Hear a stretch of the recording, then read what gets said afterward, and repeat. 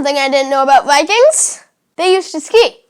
Seriously. Archaeologists found a 4,000-year-old ski in Sweden. Let's see what else we can find out.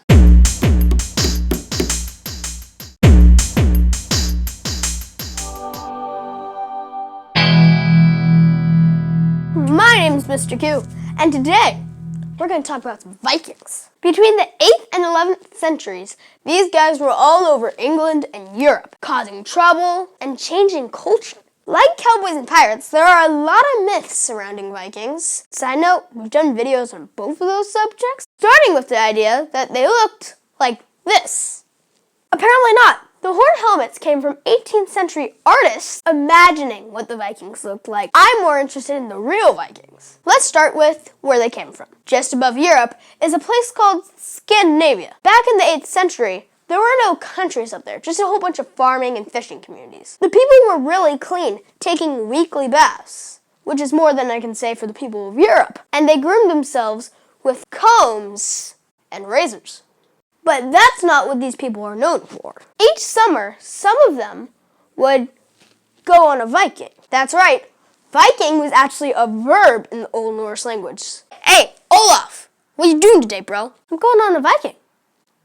Good luck. Going on a Viking meant going on a seafaring voyage. They did this in a longboat, which is specially designed to travel in shallow waters and to land on beaches. Longboats were so light that they could be carried across land. And because they had oars as well as sails, they could change direction really fast. Instead of having to turn around, they could just paddle away in the opposite direction. Pretty smart. Sometimes they were exploring or trading, and other times they were raiding. The first time Vikings raided England was in 793 on the coastal island of Lindisfarne.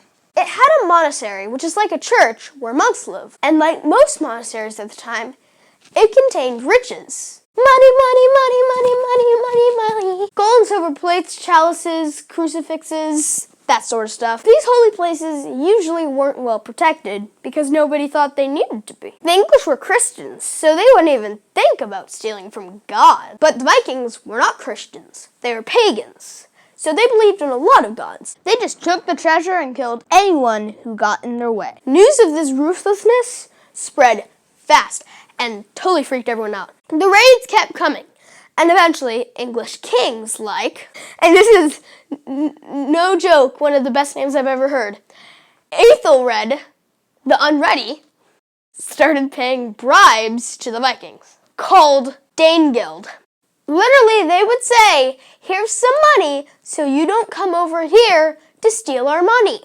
In 865, a great Viking army went to England to take over the whole thing. English king, Alfred the Great, much better name than the Unready, defeated the Vikings at the Battle of Edington in 878.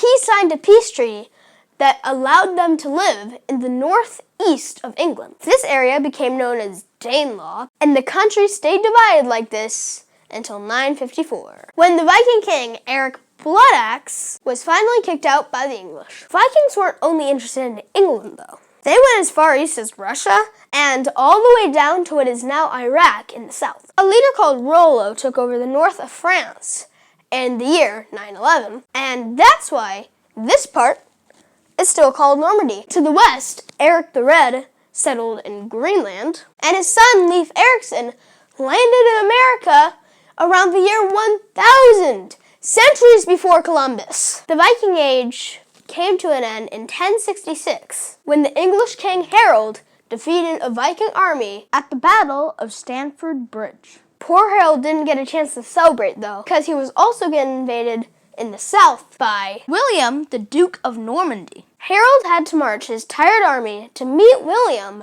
at the Battle of Hastings. You can probably tell who won by the name history remembers them by.